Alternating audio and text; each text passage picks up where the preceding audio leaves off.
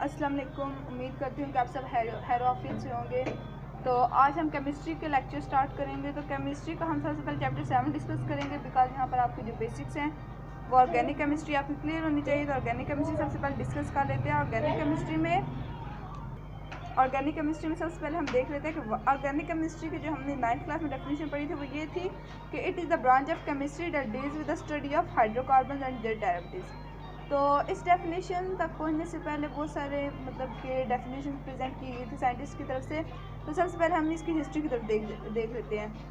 तो तकरीबन 200 साल पहले जो केमिस्ट थे वो कंपाउंड्स को उनके ओरिजिन और प्रॉपर्टीज़ के बेस पर क्लासीफाई करते थे। तो क्या होता था, उन्होंने जो ऑर्गेनिक कंपाउंड्स और इनऑर्गेनिक कंपाउंड्स को क्लासीफाई किया था वो किस बेस पे किया था कि those compounds that we obtain from living things that are plants और animals are called organic compounds, whereas the compounds that we obtain from non-living things or mineral resources are known as inorganic compounds. तो इस हिसाब से उन्होंने वाइटरफोर्स theory पेश की थी। वाइटरफोर्स theory के मुताबिक क्या था कि ऑर्गेनिक कंपाउंड्स को हम आर्टिफिशियली सिंथेसाइज नहीं कर सकते लेबॉर्ट्रीज में, बल्कि वो सिर्फ और सिर्फ लिविंग ऑर्गेनिजम्स के अंदर बनते हैं। तो लेकिन ये थ्योरी रॉन्ग प्रूव की गई थी, but it was prove wrong by the volar. सबसे पहले वोलर ने क्या किया था, वोलर ने अमोनियम साइनेट को हीट करके यूरिया प्रिपेयर किया था लेबॉर्ट्री में।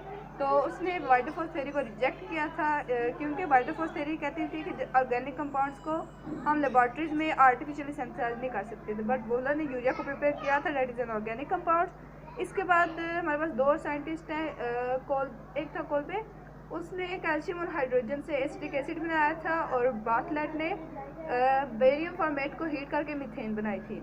तो इस तरह जो केमिस्ट थे उन्होंने मज़ीद कंपाउंड्स के ऊपर मतलब कि एलिमेंट्स के ऊपर एक्सपेरिमेंट करना स्टार्ट कर दिया था। तो उन्होंने मज़ीद ऑर्गेनिक कंपाउंड्स बनाए थे। तो फिर क्या हुआ था, वोलर जो था वो एक जर्मन केमिस्ट था, फ्रेडरिक वोलर। उसने यूरिया बनाया था किससे, अमोनियम साइनेट से। उसने क्या किया था, अमोनियम साइनेट जो कि एक मिनरल ओरिजिन था उसको हीट किया था, और उसकी कंपोजिशन भी चेंज हो गई थी, तो वो यूरिया में कन्वर्ट हो गया था। तो फिर इससे क्या हुआ, इससे ऑर्गेनिक कंपाउंड्स की मॉडर्न डेफिनेशन हमारे सामने आई। Organic compounds are those compounds that contain carbon and hydrogen as an essential element along with the oxygen, nitrogen, sulphur and halogen etcetera. तो इस तरह ऑर्गेनिक केमिस्ट्री की डेफिनेशन चेंज हो गई थी। पहले ऑर्गेनिक केमिस्ट्री वो थी study of the compounds obtain from living things, but now it deals with the study of hydrocarbon and their derivatives.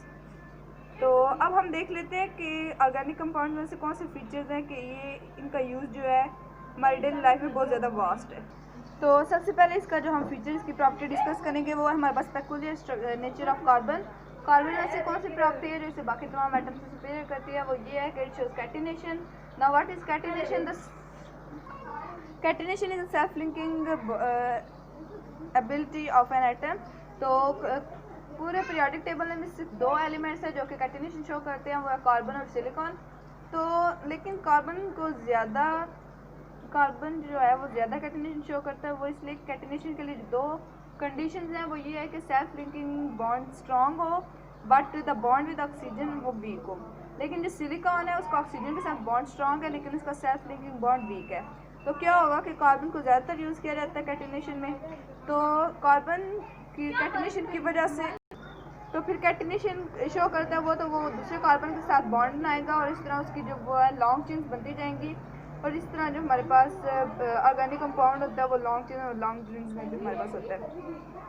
इसके बाद जो इसकी दूसरी प्रॉपर्टी है वो है इट्स नॉन आयनिक करैक्टर। जो हमने पढ़ा कि कार्बन जो है वो कोवलेंट बॉन्ड शो करता है, मतलब कि ये इलेक्ट्रॉन्स की म्यूचुअल शेयरिंग करता है, ना ही टोटली ट्रांसफर करता है, ना ही टोटली गेन करता है, बल्कि ये म्यूचुअल शेयरिंग करता है।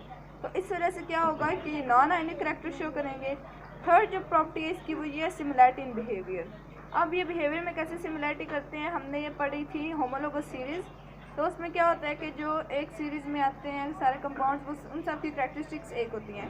तो इसलिए हमारे लिए इजी टू स्टडी होता है, क्योंकि जो एक होमोलोगस सीरीज में आएंगे एलिमेंट्स कंपाउंड्स उनकी प्रॉपर्टी डिस्कस करना हमारे लिए ईजी होता है। तो उसके बाद फोर्थ प्रॉपर्टी है हमारे पास complexity of organic compounds. Organic compound जो होते हैं वो लार्ज होते हैं और स्ट्रक्चरली कॉम्प्लेक्स होते हैं। इसके एग्जांपल मैं आपको ऐसे दूंगी कि हमारे पास प्रोटीन है, वो एक ऑर्गेनिक कंपाउंड है, वो किससे मिलकर बनता है, millions and thousands of amino acids. तो अगर मतलब कि अमाइनो एसिड का फार्मूला आपने पढ़ा हुआ है RCNH2COOH एंड H। तो मतलब कि एक अमाइनो एसिड का ये फार्मूला है। तो जब millions of amino acids combine करेंगे तो एक प्रोटीन मॉलिक्यूल बनेगा। जिससे हमने क्या कंक्लूड किया है कि जो हमारे पास प्रोटीन्स होते हैं वो कॉम्प्लेक्स ऑर्गेनिक मॉलिक्यूल होते हैं। नेक्स्ट है हमारे पास आइसोमेरिज्म। आइसोमेरिज्म क्या होती है? आइसोमेरिज्म हमारे पास आइसोमर्स जो होते हैं हमारे पास वो कंपाउंड्स होते हैं जिनका मॉलिक्यूलर फार्मूला सेम हो बट उनका स्ट्रक्चरल फार्मूला डिफरेंट हो। और इस फिनोमेना को हम क्या कहते हैं? इसको हम कहते हैं आइसोमेरिज्म। जो ऑर्गेनिक कंपाउंड्स होते हैं उनके कोवलेंट बॉन्ड होते हैं जो कि हमारे पास रिजिड और डायरेक्शनल होते हैं। तो इसकी वजह से वो आइसोमेरिज्म एग्जिबिट करते हैं। इसके हम एग्जांपल ऐसे ले लेते हैं कि ब्यूटेन जो होता है उसका जस्ट स्ट्रेट चेन होती है, उसकी ब्रांच प्रोपेन का पेंटेन का जैसे उसकी जो स्ट्रेट चेन होती है ब्रांच चेन पे होती है। ब्रांच में भी उसकी एक आइसोपेंटेन होती है और एक नियोपेंटेन होती है। मतलब कि इनका स्ट्रक्चर फार्मूला चेंज होता है बट इसका जो मॉलिक्यूलर फार्मूला है वो एज इट इज रहता है। लास्ट प्रॉपर्टी है इसकी। अब नेक्स्ट हमारे पास प्रॉपर्टी है rate of reaction. Rate of organic reaction क्या होगा? जो ऑर्गेनिक कंपाउंड्स होते हैं वो उनका रिएक्शन